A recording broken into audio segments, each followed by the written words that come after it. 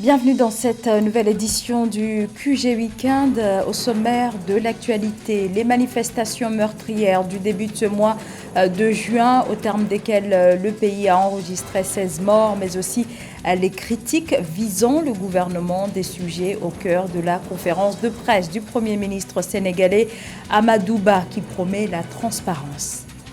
Près de 16 ans après avoir acté son retrait, l'Érythrée réintègre le bloc régional d'Afrique de l'Est, l'autorité intergouvernementale pour le développement.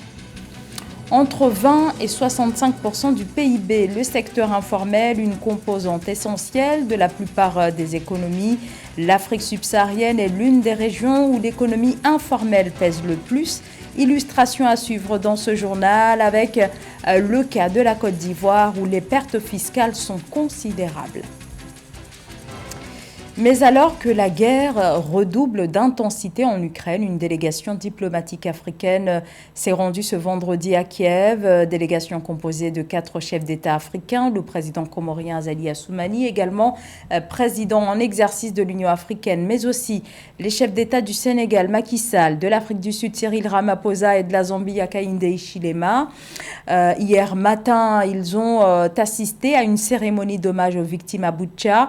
Les 4 dirigeants ont ensuite été reçus par le président ukrainien Volodymyr Zelensky. Cette rencontre intervient au moment où l'Afrique est durement touchée par l'augmentation des prix des denrées alimentaires et par les conséquences sur le commerce mondial de l'offensive russe.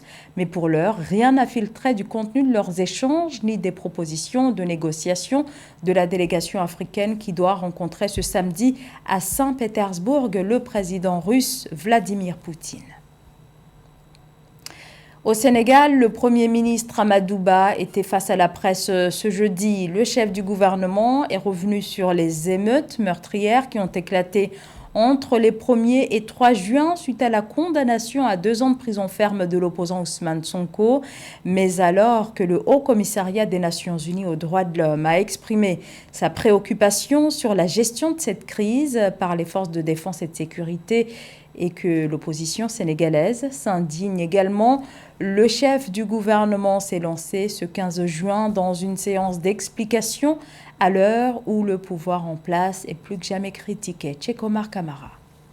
Face à la presse ce jeudi, le Premier ministre Amadou Ba et son gouvernement se sont exprimés dans l'après-midi du 15 juin 2023 sur la situation actuelle au Sénégal après les violentes manifestations qui ont éclaté entre les 1er et 3 juin 2023 dans la foulée de la condamnation de l'opposant Ousmane Sonko. Le chef du gouvernement sénégalais a une nouvelle fois dénoncé une entreprise de déstabilisation du Sénégal. Notre pays a vécu des moments tragiques à travers des manifestations violentes qui ont entraîné des pertes en vies humaines, des blessés et une destruction sans précédent de biens publics et privés. Ces manifestations font suite au prononcé du verdict du procès opposant M. Ousmane Sonko à Mlle Adji Sarr portant sur une accusation de viol et de menace de mort, précédé par les appels du leader du PASTEF à un mortal combat à la résistance. Ces troubles ont causé au moins 16 morts selon les autorités et la destruction de nombreux biens matériels. Face à cette situation, le Premier ministre a promis de faire la lumière sur les circonstances de décès à l'issue des manifestations. Des enquêtes sont ouvertes pour déterminer les causes des décès et situer les responsabilités. Les violences notées, les destructions de biens publics et privés ont des répercussions négatives et un coût considérable. Le ministre de l'Intérieur a expliqué pourquoi l'opposant Ousmane Sonko est toujours assigné à résidence surveillée sans aucune base légale. Antoine Félix Diome a déclaré qu'étant donné les circonstances exceptionnelles identifiées dans le pays, il est du devoir des autorités nationales de sauvegarder la stabilité et la sécurité nationale. Mais quelqu'un qui se lève pour dire qu'il va faire une caravane, qu'il va faire des rassemblements sans déclaration, on constate des décès. Est-ce qu'on va le laisser faire le tour du Sénégal, faire des rassemblements et compter les morts derrière? On ne peut pas. Le bilan officiel de ces manifestations fait état de 16 morts et plus de 350 blessés. Selon la police de l'État, 500 personnes ont été interpellées lors de ces émeutes. Après d'intenses tractations, l'Érythrée, l'un des régimes les plus fermés au monde, réintègre le bloc régional d'Afrique de l'Est, l'autorité intergouvernementale pour le développement. Le régime du président Isaias Afwerki avait suspendu son adhésion à l'IGAD en 2007 à la suite d'une vague de désaccords. Le point avec Nathalie Mo.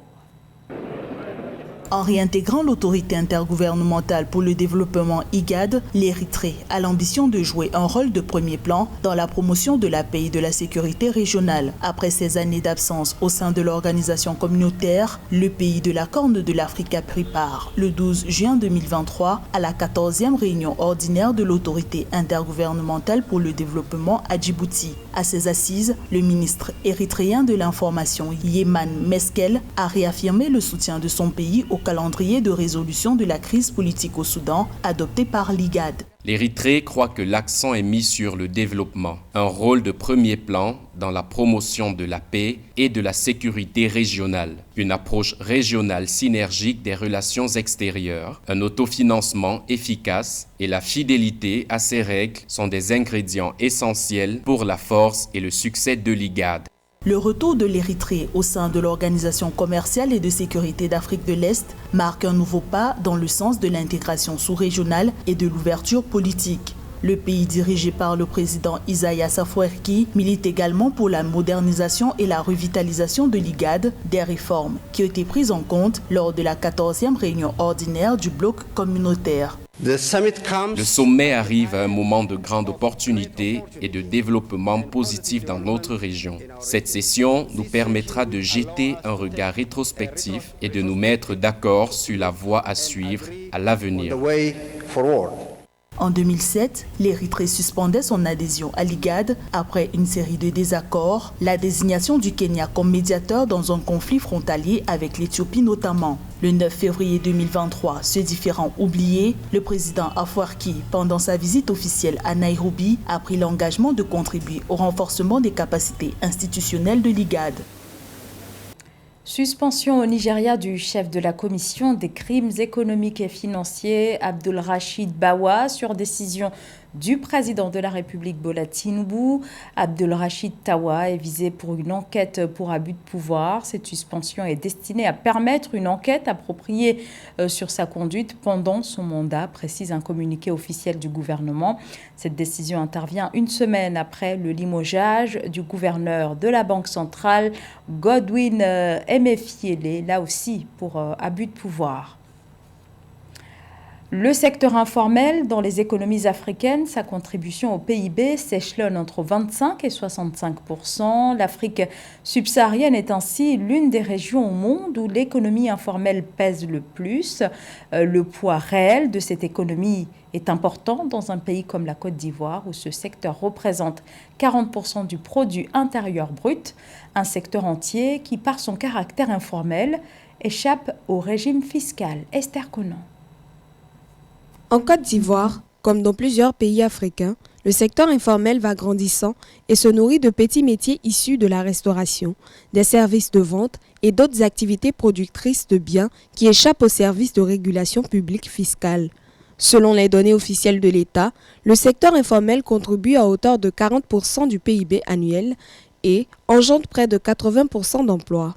C'est un secteur assez clé, assez primordial, notamment pour les entreprises. On sait qu'il y a pas mal de PME dans le secteur informel, donc je pense que l'impact de ces PME est grandiose parce que souvent ce sont des services de commerce, des services de vente alimentaire, donc je pense qu'au niveau des populations, je pense que cela apporte des services majeurs, non seulement pour les consommateurs, mais aussi pour les ménages. Et bien évidemment que ce secteur est avantageux.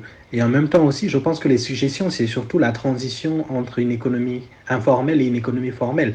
Mais pour que cela soit, il faudra que l'État crée des infrastructures afin que, par exemple, les dames qui vendent dans les marchés puissent avoir des toits sur les têtes. Vraiment, si l'État crée des infrastructures, ça va être avantageux parce qu'ils pourront recevoir peut-être des taxes et aussi pour ces entrepreneurs, cela permettra peut-être d'avoir une sécurité sociale. Donc je pense que la transition est cruciale. Ces petites unités de production fonctionnent comme des entreprises, mais ne possèdent pas de numéro d'enregistrement fiscal et ne tiennent pas de comptabilité écrite. Bien que très rentables, la plupart n'ont pas d'exigences légales. Par jour, il peut trouver par 5 000 ou 4 000 quoi. Pour moi, c'est 30 000. Si j'ai trouvé 30 000, on peut la donner, elle me donne 5 000. Moi-même, après, c'est un peu la scolarité. Par jour, si je gagne des clients, ça dépend, je gagne 20 000 francs comme ça. Jusqu'à la fin du mois, je gagne 100 000 comme ça. Selon la Direction générale des impôts, le PIB de la Côte d'Ivoire est estimé à 40 milliards de francs CFA. Cependant, 20 milliards de francs CFA échappent à l'État, car générés par le secteur informel. Un apport minimal de 0,5 points de ce secteur au PIB, soit 200 milliards de francs CFA, ferait une grande différence dans les recettes de l'État. De la musique maintenant, gros plan aujourd'hui sur le Festival international des musiques sahéliennes qui s'est tenu du 5 au 10 juin à Garoua, capitale de la région du Nord du Cameroun. Sur place, grand engouement autour de cet événement culturel. Le public a répondu présent, une invitation au cœur des musiques du Sahel. Reportage, Joseph Moifo, Ernest Equier. La ville de Garoua, capitale de la région du Nord Cameroun, a vibré au rythme de la musique sahélienne. C'était à l'occasion du Festival international des musiques sahéliennes, FEMUSA, tenu du 5 au 10 juin 2023. Pendant 6 jours, les festivaliers ont fait une immersion au cœur de la culture sahélienne à travers ses sons et pas de danse rythmée. Comme le FEMUA d'Assalfo de la Côte d'Ivoire, Visa for Music d'Ibrahim au Maroc, le Festival international de musique sahélienne FEMUSA entend grandir. C'est donc avec votre participation et votre soutien que cette fête annuelle du Septentrion prendra des couleurs et du volume. Sur la scène du FEMUSA, les artistes se succèdent à un rythme effréné. De Alpha Barry à Crotal, en passant par Isnebo, Aminato Ouale, Julie Benito, Julie la Sirène Noire, Deko Ebongue ou encore Geneviève Matibaye, venue du Tchad, la programmation est un panaché d'artistes venus de la sous-région. Dans leurs envolées lyriques, les artistes portent le même message, celui de la protection du riche patrimoine culturel sahélien. La magie de l'art et la culture se résume justement à ça, c'est-à-dire à travers le FEMUSA, le Sahel est grand, ça va bien plus loin que le Cameroun, on est en Mauritanie, on va jusqu'au Maroc, on va bien plus loin. Et vous devez savoir quand même qu'à travers la musique, nous parlons de fédération, de rassemblement, d'échange d'idées, de partage. L'édition de 2023 se veut être un espace de développement de la musique sahélienne et de découverte de jeunes talents. Entre formation sur le e-commerce et masterclass sur l'industrie musicale, J'ai appris beaucoup de choses, comment écrire une chanson, comment créer une mélodie. Le résultat est là. Aujourd'hui, nous sommes là pour la restitution de ce qu'on a appris. Durant cette édition du Festival des musiques sahéliennes, la promotion et la vulgarisation de la musique du Sahel dans toute sa forme a été mise en avant par les artistes.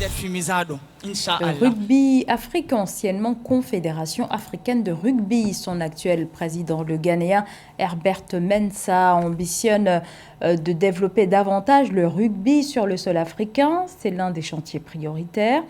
Un développement qui doit nécessairement passer par la professionnalisation de cette discipline. Nathalie Mo. Le président de Rugby Afrique, Herbert Mensah, regrette la fuite des talents du rugby africain. Il a saisi l'opportunité du sommet Bloomberg New Economic Gateway Africa qui s'est tenu au Maroc le 13 juin 2023 pour sensibiliser la communauté sportive mondiale sur le potentiel économique du rugby africain. Alors que le total des investissements dans ce sport sur le continent n'a pas excédé 2 millions de dollars en 2022, Herbert Mensah appelle à plus d'équité.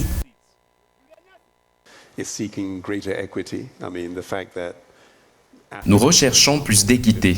L'Afrique, qui compte une cinquantaine de pays pour plus de 30 affiliés à la Rugby Afrique, ne dispose que de 2 voix à la World Rugby, alors que les pays développés en ont au moins 3. Cela signifie que nous ne pouvons pas les contraindre à plus d'équité en termes d'investissement. Nous devons trouver différents moyens pour y parvenir.